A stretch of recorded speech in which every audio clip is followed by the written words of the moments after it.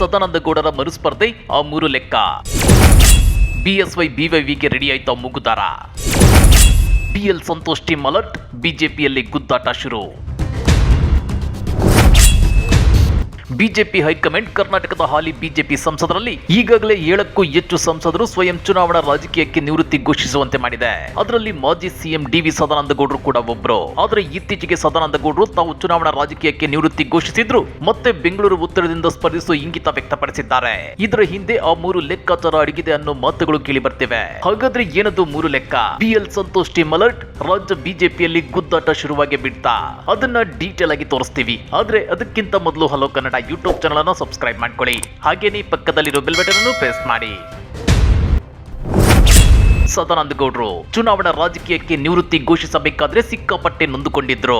ಯಾಕಂದ್ರೆ ಈ ಹಿಂದೆ 10+ ಹಾಲಿ ಬಿಜೆಪಿ ಸಂಸದರಿಗೆ ಟಿಕೆಟ್ ಸಿಗಲ್ಲ ಅನ್ನೋ ಸುದ್ದಿ ಹರಿದಾಡಿದಾಗ ಅತಿ ಹೆಚ್ಚು ನೊಂದುಕೊಂಡಿದ್ದು ಇದೇ ಸದಾನಂದಗೌಡರು. ಆ ಕುರಿತು ಸುದ್ದಿಗೋಷ್ಠಿ ನಡೆಸಿ ಈ ಬಗ್ಗೆ ಹೈಕಮಾಂಡ್ ಸ್ಪಷ್ಟನೆ ಕೊಡಬೇಕು. ಹಾಲಿ ಸಂಸದರು ನಾಲಾಯಕಗಳು ಅನ್ನೋ ರೀತಿ ಬಿಂಬಿತವಾಗ್ತಿದೆ. ಇದು ಅತಿ ದೊಡ್ಡ ಅವಮಾನ ಅನ್ನೋ ರೀತಿ ತಮ್ಮ ಅಸಮಾಧಾನವನ್ನ ಹೊರಹಾಕಿದ್ರು. ಆದ್ರೆ ಹೈಕಮಾಂಡ್ ಅದಕ್ಕೆ ಕೇರ್ ಮಾಡಿರ್ಲಿಲ್ಲ. ಇದಾದ ಕೆಲವೇ ತಿಂಗಳುಗಳಲ್ಲಿ ಒಬ್ಬೊಬ್ಬರೇ ಬಿಜೆಪಿ ಸಂಸದರು ತಮ್ಮ ಚುನಾವಣಾ ರಾಜಕೀಯಕ್ಕೆ ರಾಜೀನಾಮೆಯನ್ನ ಘೋಷಿಸಿದ್ರು. ಆ ಲಿಸ್ಟ್ ನಲ್ಲಿ ಸದಾನಂದಗೌಡರು ಕೂಡ ಕಳೆದ ನವೆಂಬರ್ 8ರಂದು ಹಾಸನದಲ್ಲಿ ಪತ್ರಿಕಾಗೋಷ್ಠಿ ನಡೆಸಿ ತಮ್ಮ ಚುನಾವಣಾ ರಾಜಕೀಯಕ್ಕೆ ನಿವೃತ್ತಿ ಘೋಷಿಸಿದ್ರು.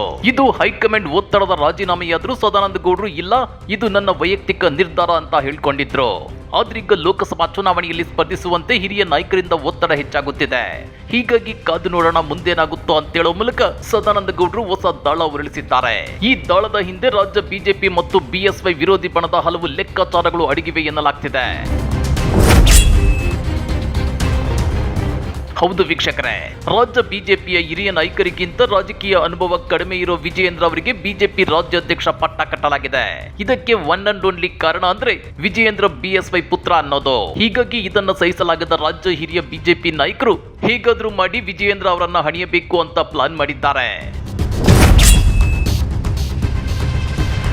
ಸದ್ಯ ರಾಜ್ಯ ಬಿಜೆಪಿಯಲ್ಲಿ ಬಿವೈ ವಿಜಯೇಂದ್ರ ಅವರ ತೀರ್ಮಾನಗಳೆಲ್ಲವನ್ನು ಒಪ್ಪಿಕೊಳ್ಳಲು ಸಿದ್ಧ ಇಲ್ಲದ ಬಿಜೆಪಿ ನಾಯಕರೇ ಈ ತಂತ್ರ ಹೆಣೆದಿದ್ದಾರೆ ಎನ್ನಲಾಗುತ್ತಿದೆ. ಮಾಜಿ ಸಿಎಂ ಬಿಎಸ್ ಯಡಿಯೂರಪ್ಪ ಅವರ ಕಾರಣಕ್ಕಾಗಿ ವಿಜಯೇಂದ್ರ ಅವರ ಕೆಲವು ನಿರ್ಧಾರಗಳು ಒಪ್ಪಿಗೆಯಾಗದಿದ್ದರೂ ವಿರೋಧಿಸಲಾಗದ ಸ್ಥಿತಿ ಪಕ್ಷದ ಹಲವು ನಾಯಕರಲ್ಲಿದೆ. ಇದಕ್ಕಾಗಿ ಕೆಲವು ನಾಯಕರು ಸದಾನಂದಗೌಡರನ್ನ ಪರೋಕ್ಷವಾಗಿ ಮುಂದೆ ಬಿಟ್ಟಿದ್ದಾರೆ ಎನ್ನಲಾಗಿದೆ. ಕಳೆದ ಬುಧವಾರ ಸದಾನಂದಗೌಡರನ್ನ ಭೇಟಿಯಾಗುವುದಕ್ಕೂ ಮುನ್ನ ಆ 3 ನಾಯಕರು 3 ಗಂಟೆಗಳ ಕಾಲ ಮಾತುಕತೆ ನಡೆಸಿರೋದು ಇದಕ್ಕೆ ಪುಷ್ಟಿ ನೀಡಿದೆ. ವಿಪಕ್ಷ ನಾಯಕ ಆರ್ ಅಶೋಕ್, ಮಾಜಿ ಸಿಎಂ ಬಸವರಾಜ ಬೊಮ್ಮಾಯಿ ಮತ್ತು ಶಾಸಕ ಅಶ್ವಥ್ ನಾರಾಯಣ್ ಜೊತೆಗೂಡಿ ಸುಮಾರು 3 ತಾಸು ಮಾತುಕತೆ ನಡೆಸಿದ್ರು. ಆ ನಂತರ ಡಿ.ವಿ. ಸದಾನಂದಗೌಡರ ನಿವಾಸಕ್ಕೆ ತೆರಳಿ ಮರುಸ್ಪರ್ಧೆಯ ಬಗ್ಗೆ ಒತ್ತಾಯ ಮಾಡಿದ್ರು. ಮರುಸ್ಪರ್ಧೆಯ ಮೂಲಕ ಸದಾನಂದಗೌಡರನ್ನ ಮುನ್ನೆಲೆಯಲ್ಲಿರಿಸುವ ಪ್ರಯತ್ನ ಈ ನಾಯಕರದ್ದು ಎನ್ನಲಾಗ್ತಿದೆ. ಈ ಎಲ್ಲ ಬೆಳವಣಿಗೆಗಳ ಬಳಿಕ ಸದಾನಂದಗೌಡರು ಪತ್ರಿಕಾಗೋಷ್ಠಿ ನಡೆಸಿ ಚುನಾವಣೆಯಲ್ಲಿ ಮತ್ತೆ ಸ್ಪರ್ಧಿಸುವ ಇಂಗಿತ ವ್ಯಕ್ತಪಡಿಸಿದ್ರು. ಮತ್ತೊಂದು ಕಡೆ ಈ ಎಲ್ಲ ರಣತಂತ್ರಗಳ ಹಿಂದೆ ಬಿಎಲ್ ಸಂತೋಷ್ ಟೀಮ್ನ ಕೈವಾಡ ಇದೆ ಅನ್ನೋ ಮಾತುಗಳು ಕೇಳಿ ಬರ್ತಿವೆ. ಹಾಗಾದ್ರೆ ರಾಜ್ಯ ಬಿಜೆಪಿಯಲ್ಲಿ ಬಿಎಲ್ ಸಂತೋಷ್ ಟೀಮ್ ಅಲರ್ಟ್ ಆಗಿದ್ದು ಬಿಜೆಪಿಯಲ್ಲಿ ಮತ್ತೊಂದು ಮುಸ್ಕಿನ ಗುದ್ದಾಟ ನಡೆದೇ ಹೋಗುತ್ತಾ? ಕಮೆಂಟ್ ಮಾಡಿ, ವಿಡಿಯೋ ಲೈಕ್ ಮಾಡಿ, ಶೇರ್ ಮಾಡಿ. ಇಂಥ ಮತ್ತಷ್ಟು ರೋಚಕ ರಾಜಕೀಯ ಸುದ್ದಿಗಳನ್ನ ಮಿಸ್ ಮಾಡದೆ ನೋಡಬೇಕು ಅಂದ್ರೆ ಹಲೋ ಕನ್ನಡ ಯೂಟ್ಯೂಬ್ ಚಾನಲ್ ಅನ್ನ ಸಬ್ಸ್ಕ್ರೈಬ್ ಮಾಡ್ಕೊಳ್ಳಿ.